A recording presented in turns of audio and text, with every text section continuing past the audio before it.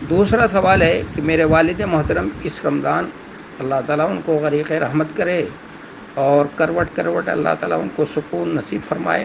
اور ان کی خطاؤں اور لغزشوں کو معاف فرمائے۔ کہہ رہی ہیں کہ میرے والد محترم اس رمضان 25 شب قدر کو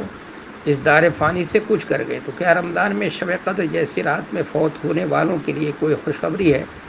دیکھیے اس کے لیے تو کوئی خوشخبری نہیں ہے۔ اگر مرنے کے لیے تو مرنے والوں کے لیے جو خوشخبری ہے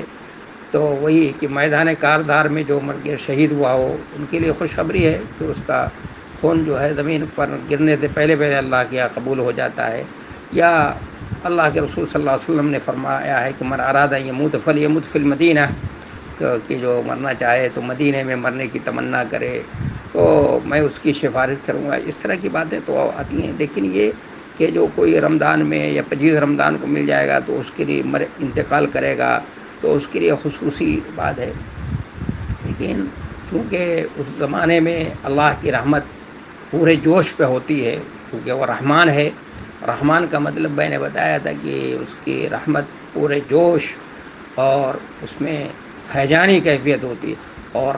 رحیم کا مطلب ہوتا ہے کہ وہ اس کی رحمت میں استمرار ہوتا ہے، اور آپ جانتے ہیں کہ اس کی اور زمانوں کے مقابلے میں اس کی رحمت عام ہوتی ہے۔ تو اس لیے یہ بات تو سوچی جا سکتی ہے کہ اللہ تعالیٰ اس زمانے میں عفو درگزر کا معاملہ کرے گا اور خیر کا معاملہ کرے گا۔ ایک شخص روزہ رکھ رہا ہو اور اسی حالت میں اس طرح سے گیا ہو اس دنیا سے، اور وہ تو انشاءاللہ اللہ سے خیر کی امید ہے، اس لیے کہ اللہ تعالیٰ فرماتا انا عند ظن عبدی بھی، کہ میں اپنے بندے کے گمان کے مطابق ہوں، میرا بندہ جیسے گمان کرتا ہے۔ ایک حدیث میں آتا ہے کہ ایک نوجوان کا انتقال ہو رہا تھا، تو آپ صلی اللہ علیہ وسلم نے پوچھا کہ تمہارا اللہ کے بارے میں کیا گمان ہے، تو کیا خیال ہے تمہارا اللہ کے بارے میں؟ تو اس نے کہا کہ میں اللہ کی رحمت کا امیدوار ہوں، اور لیکن اللہ کے ڈر اور پکڑ سے ڈرتا بھی ہوں۔